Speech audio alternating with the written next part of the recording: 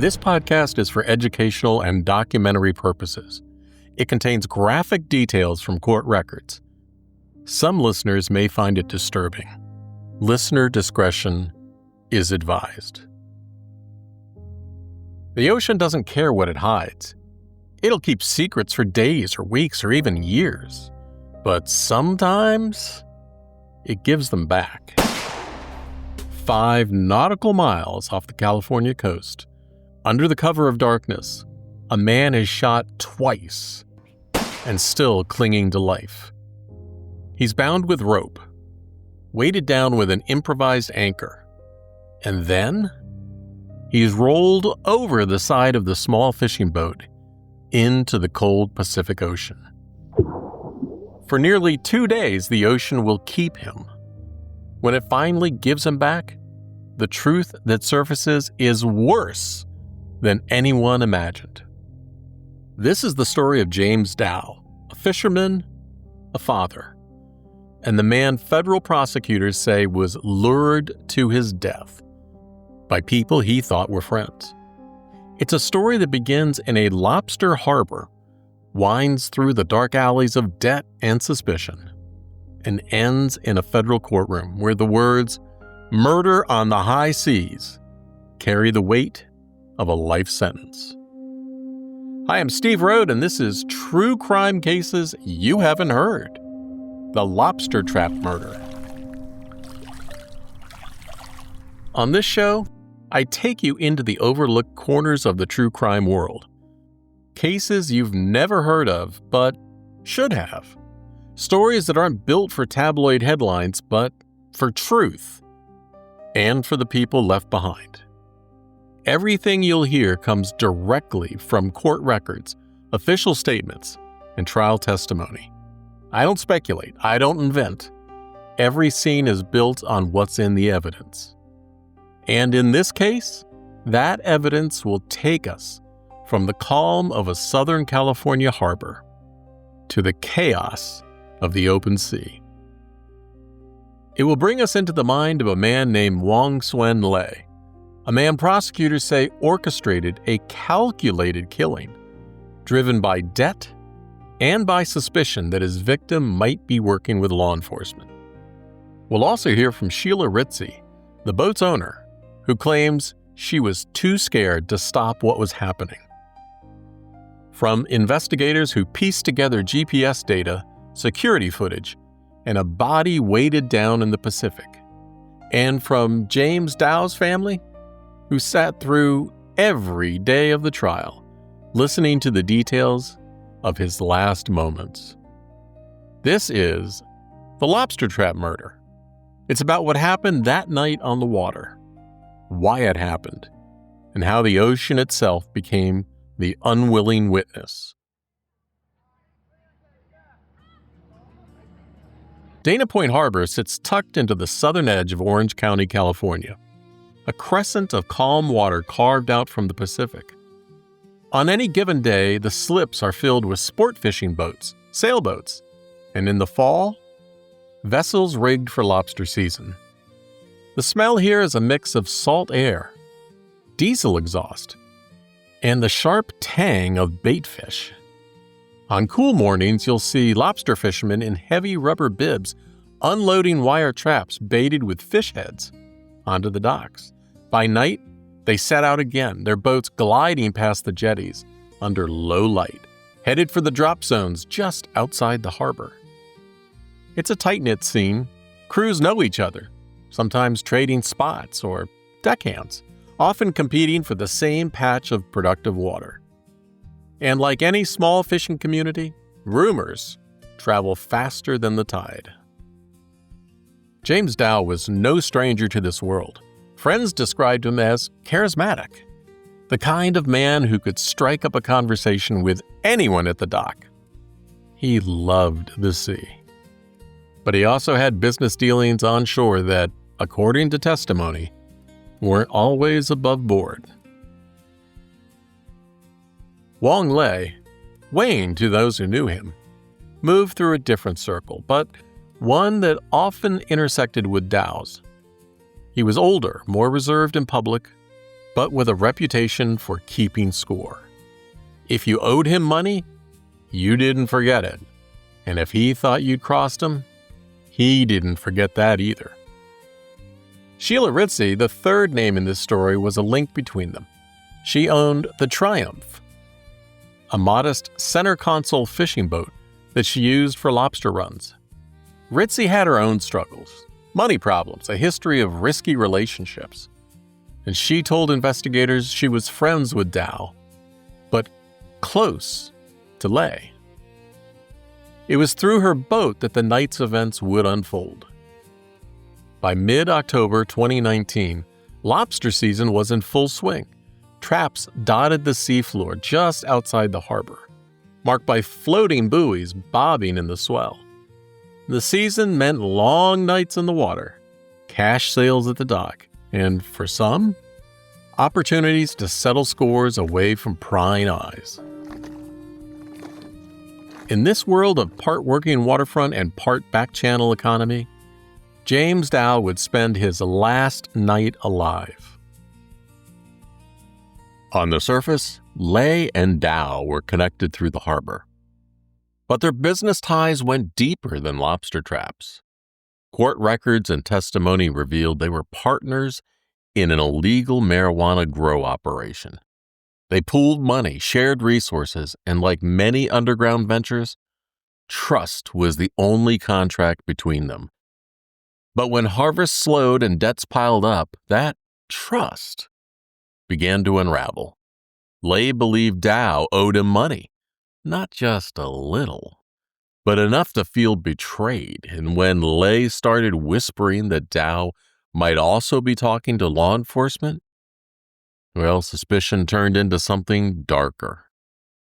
A shared venture that once tied them together became the very fuse prosecutors said led to murder.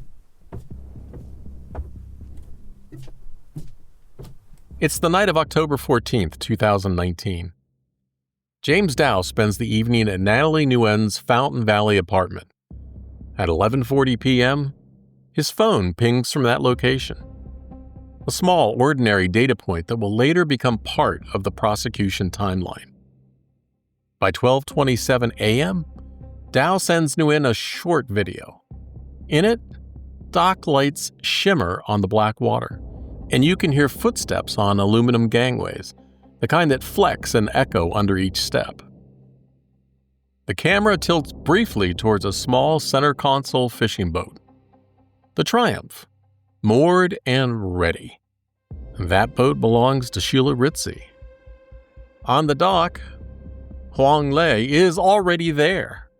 Witnesses later testify that Lei's demeanor that night was watchful, not rushed, almost like he was waiting for a signal that no one else could see. In the weeks leading up to this night, Lei had been talking, quietly, to people he trusted. The conversations weren't about fishing or business opportunities. They were about Dao. Wayne said if he's working with the cops, I can't have that, said one witness. Whether it was true or not, in Lei's world, suspicion alone was enough to mark you as a liability. Dao also owed Lei money, a debt that prosecutors said was both motive and cover for what was about to happen. Lei gestures towards the boat. Dao steps aboard. Ritzie's already at the helm, the dash lights casting her face in pale green. The deck smells faintly of bait and salt water. Familiar to any fisherman, but tonight there's an undercurrent of something sharper. They ease away from the dock, the Triumph's hull sliding silently through the water. Dock lights recede. The harbor mouth opens ahead, and beyond it, the open Pacific Ocean. For James Dao, this is the last time his feet will touch land.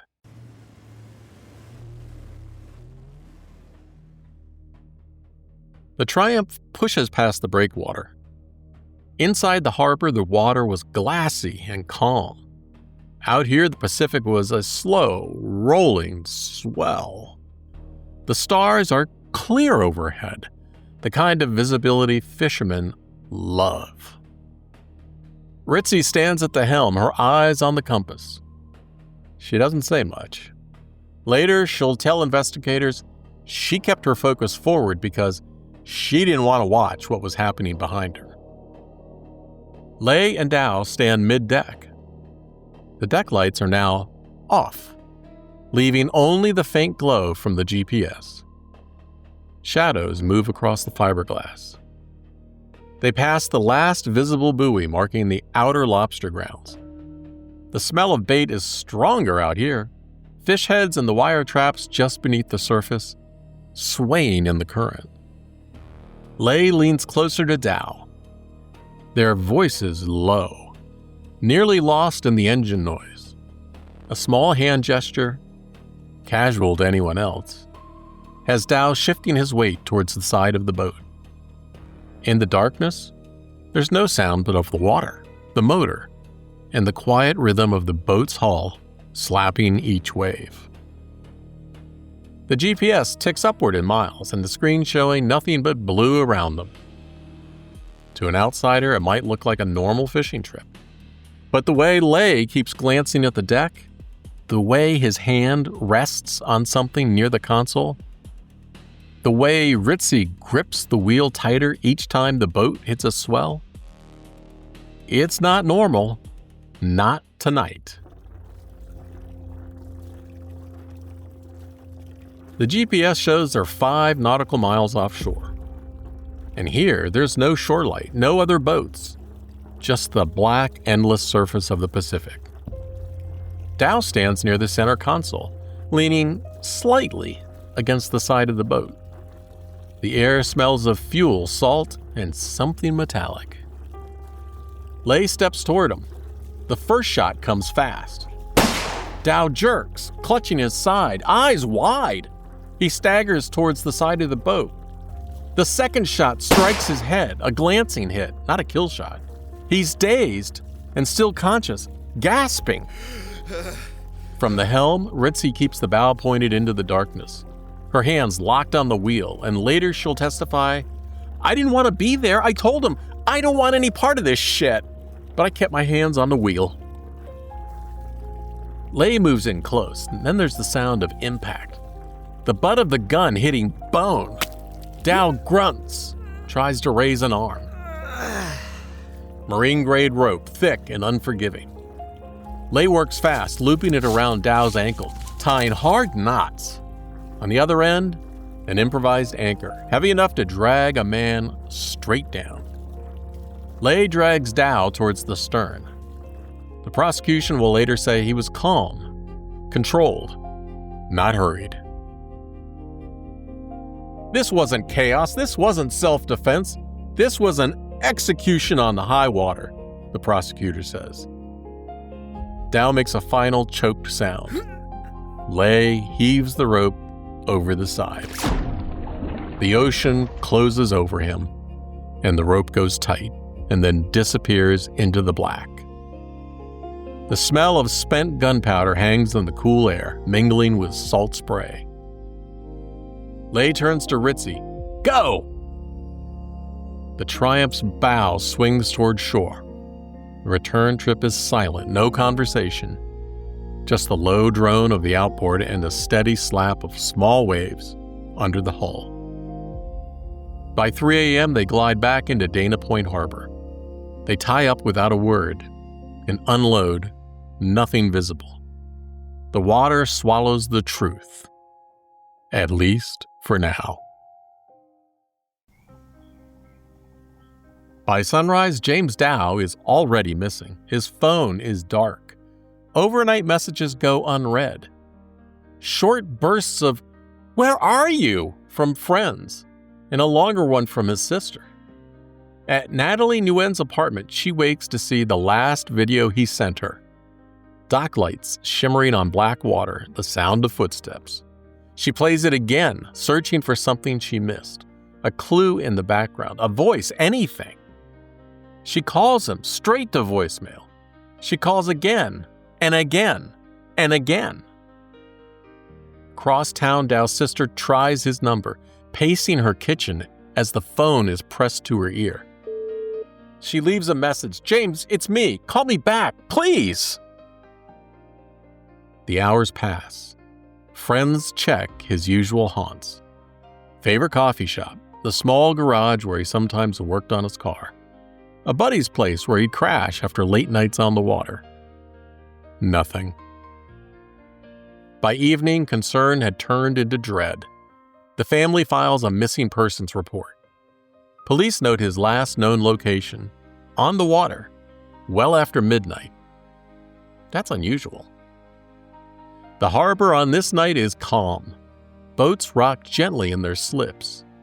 Out past the breakwater, the Pacific keeps its secret. It'll be nearly 2 full days before the ocean gives James Dao back. And when it does, the truth will be worse than anyone dared imagine. The call comes in just after sunrise. A recreational fishing boat spots something in the water. 5 nautical miles off Dana Point. Exactly where James Dao's phone signal last pinged before going dark. At first, they think it's debris, but as they draw closer, they see a man's body floating, face down, tethered by a length of rope. They radio the Coast Guard immediately. Within the hour, a 45-foot response boat is on scene. Divers drop into the water, following the rope down to the green murk. On the seafloor, they find the other end tied to an improvised anchor. Heavy metal crudely lashed with fishing rope. They cut the rope, freeing the body for recovery. Now, you might be wondering how a body weighted with an anchor or a hunk of metal could ever resurface. The answer lies in biology, not mystery. Even bound and dragged down, Dao was wearing a secured life jacket, giving him built-in buoyancy. But as the biological decomposition began, gases built up inside his body. The process can take a day or two, and sometimes longer depending on water temperature. In Dao's case, it was almost exactly 48 hours before the natural buildup, combined with the life jacket they left on him, overcame the weight pulling him down. The ocean gave him back, not because it wanted to, but because it had no choice. Dao's wearing a life jacket, zipped and secured, but it's clear he never had a chance to use it. The Pacific is calm that morning. The horizon is sharp and clear. In the sterile language of the official log, it's a recovery. But to those on the boat, it's something else entirely. The first undeniable sign that what happened here was not an accident. Back at the harbor, the dock becomes a controlled scene. Coast Guard Investigator Service agents arrive, joined quickly by the FBI. Murder on the high seas falls under federal jurisdiction. Every piece of clothing, every knot in the rope, every mark on Dao's body is documented. The rope's marine wear, fibers frayed from repeated saltwater exposure, will later be matched to a coil found on Sheila Ritzy's boat. The body of James Dao begins to tell its story. The forensic details here mattered. The medical examiner explained that Dao's lungs were filled with water, not just his airways, but deep into his lung tissue. That only happens if someone is still breathing when they go under. The frothy, blood-tinged fluid found in his air passages were another marker, the classic sign of active drowning. It meant Dao was conscious enough to draw breath after being shot, after being bound, and after the anchor dragged him beneath the surface. He was alive when the ocean took him. The forensic pathologist will testify. The cause of death was drowning with contributing injuries from gunshot wounds and blunt force trauma. He was alive when he entered the water. Once Dao's body is recovered, the work shifts from the water to the evidence table in the exam room. Federal jurisdiction means the FBI and Coast Guard Investigative Service lead the case. Their first step? Trace where Dao had been in the hours before his death. They start with his phone. Cell tower data confirms his last text, the short dockside video sent to Natalie Nguyen at 12:27 a.m. After that, his phone pings only once more at 1:48 a.m., 5 nautical miles offshore. That exact GPS coordinate becomes the heart of this investigation. Next, they pull harbor security footage. Grainy night vision shows Dao walking the dock towards Sheila Ritzy's Triumph. Wang Lei trailing just behind him. The footage captures them boarding at 12:34 a.m. And the Triumph's running lights blink on minutes later. They vanish out of the harbor mouth. Agents then turn to the boat itself. The Triumph is seized and searched, stem to stern. In a dock locker, they find marine rope identical to the one recovered with Dao's body. Same diameter, same marine wear, and the lab analysis later confirms the cut fibers match the rope still attached to Dao when he was found. On the deck, luminol reveals faint traces consistent with blood. In one of the rod holders, they recover a spent shell casing. Ballistics testing will tie it to a 9mm pistol, later recovered from a storage unit linked to Lei. The most chilling find is in the Triumph's GPS unit.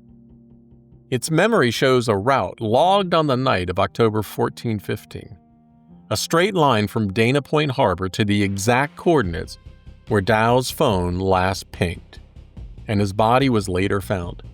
The return track leads straight back to the boat slip. When confronted with this data, Sheila Ritzy admits to being at the helm that night, but claims she acted under duress. She says, "He told me to drive. I kept my eyes forward. I didn't want to see." Witness interviews paint a broader picture. Friends recall Lei expressing suspicion that Dao might be working with law enforcement, and anger over the money owed. One witness said, "Wayne said, if he's talking to the cops, I can't have that." Piece by piece, the chain tightens. Dao boards Ritzy's boat with Lei. The GPS shows the route offshore and back. Rope from the Triumph matches the rope used to sink Dao. Ballistics tie the shell casing on deck to a gun linked to Lei. From the investigator's perspective, the picture is no longer a mystery. It's a map. And at the end of that map is a murder charge. The first arrest happens quietly. On November 22nd, FBI agents take Lei into custody at his Fountain Valley home. They arrive before dawn. Unmarked SUVs, agents in windbreakers, no sirens, no lights. Neighbors wake to the sight of Lei being led away in cuffs. Later that day, federal prosecutors unseal the indictment. Murder on the high seas. A charge that carries the possibility of life in prison. Sheila Ritzy is arrested soon after that. Her booking photo flashes across evening newscasts. A middle-aged woman in a plain shirt, eyes rimmed red. She faces the same murder charge. A Fountain Valley man has been arrested, weighted down, and dumped into the ocean. In Dana Point Harbor, the news spreads fast. Fishermen swap theories over coffee at the dockside cafe, glancing towards the empty slip where the Triumph was moored. Some are shocked. Ritzy's been part of the community for years. Others aren't. They talk in low voices about her money problems, about Lei's reputation for being intense. The Dao family is spared none of it. Each new headline is a fresh wound. The coverage is relentless. Still, shots of Dao smiling on a boat, contrasted with grainy harbor security footage. from the night he vanished.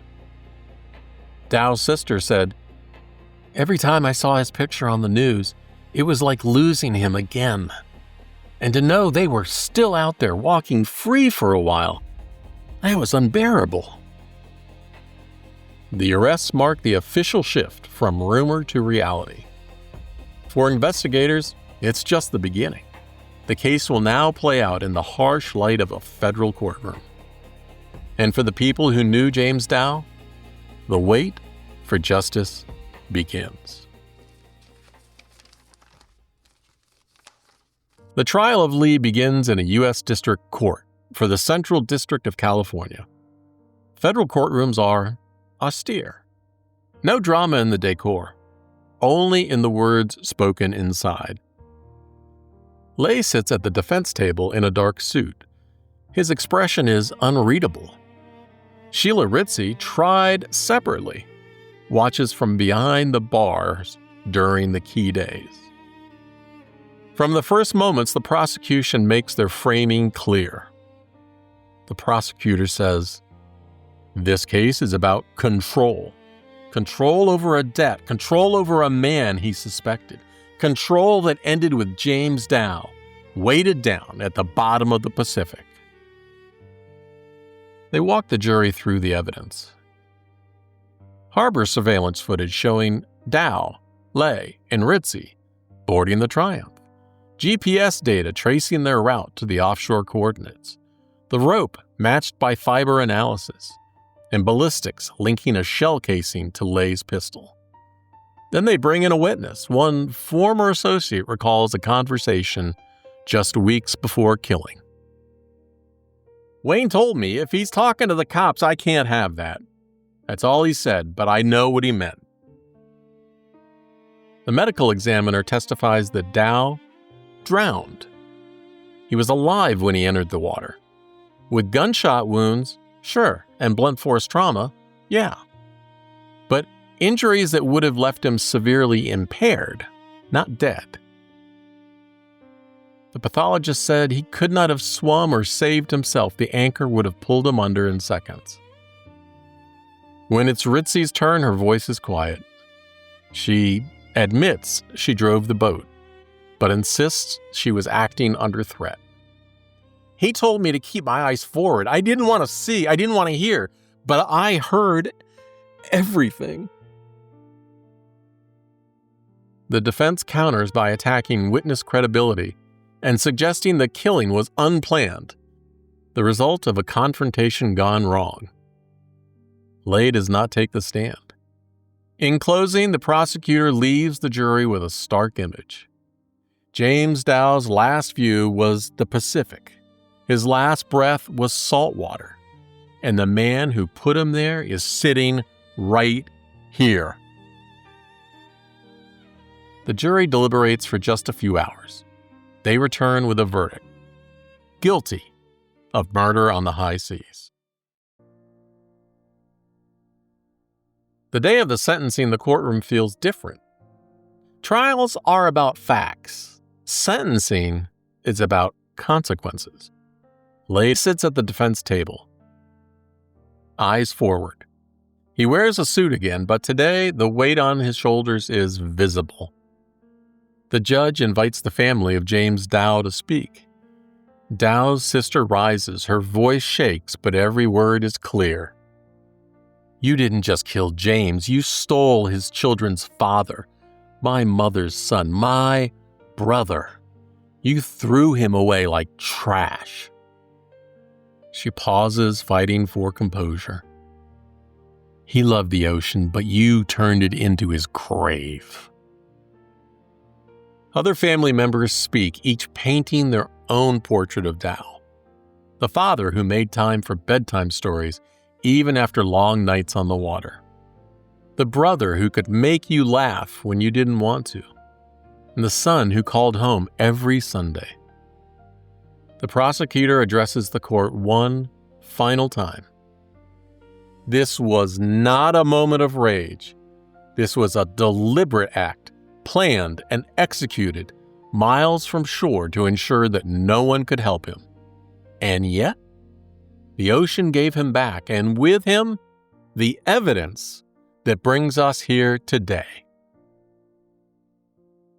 The judge leans forward, hands clasped. His voice is firm and measured. The law is clear. The evidence is clear. And the sentence must reflect both the seriousness of the crime and the irreparable harm done. Huang Lei, I sentence you to life in federal prison. Lei shows no outward reaction. Across the aisle, Dao's family exhales. Not relief exactly, but the release of holding their breath for far too long. In the back row, Sheila Ritzy sits silently. She's already been convicted in her own trial and faces her own sentence. Outside, reporters cluster on the courthouse steps, microphones ready, cameras rolling. And inside the courtroom, it empties slowly, the echo of the gavel still perceptible in the air. Huang Lei is now serving his life sentence in a federal prison.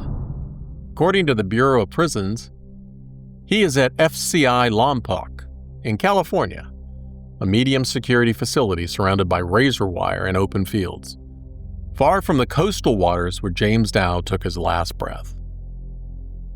His projected release date is simply listed as life. Sheila Ritzy was convicted of second-degree murder for her role in the killing. Prosecutors argued that while she may not have pulled the trigger, she knowingly facilitated the crime by providing the boat and navigating it to the drop location. She's serving her sentence at a federal women's prison. Her release date is decades away. There are no appeals pending that could overturn their convictions. Both have filed routine post-trial motions, but none have succeeded in changing their legal standing. For the Dao family, these updates are not a source of comfort so much as closure. They know where Lei and Ritzy are. They know neither will walk free anytime soon. But it doesn't change the fact that an empty chair still sits at family dinners, and that the man they loved will never come home. In Dana Point Harbor, life went back to normal, at least on the surface. Boats still came and went with the tide. Fishermen still loaded traps in the early hours, setting out in the dark. The smell of salt water and diesel still lingers on the docks. But for those who knew James Dao, nothing about the harbor looks the same. Some friends still avoid Slip E22, where the Triumph once tied up. Others make a point to pass it, pausing for a moment as if to mark the space where Dao was last seen alive. His family chose to hold a memorial on the water. On a calm afternoon, they boarded a charter boat and motored slowly past the breakwater. Out on the open Pacific Ocean, they dropped a wreath of white flowers into the swells, watching it drift with the current. One of his nieces, too young to fully understand the case, asked why they came so far out. Dao's sister said because this is where he loved to be, and now part of him will always be here. The trial and convictions brought a measure of closure, but closure is not the same as healing. Dao's children are growing up without their father. His friends remember the easy way he could start a conversation with anyone on the dock. His mother still keeps a framed photo of him in her kitchen, next to the phone he used to call every Sunday. In the harbor community, the case became a cautionary tale, a reminder that the ocean, for all its beauty, can hide terrible things, and that sometimes the danger isn't in the water at all, but in the people you trust to go there with. Every homicide case carries its own lessons, for investigators, for communities, and for anyone listening closely. The Lobster Trap Murder is no exception. For law enforcement, it underscores the importance of maritime forensics.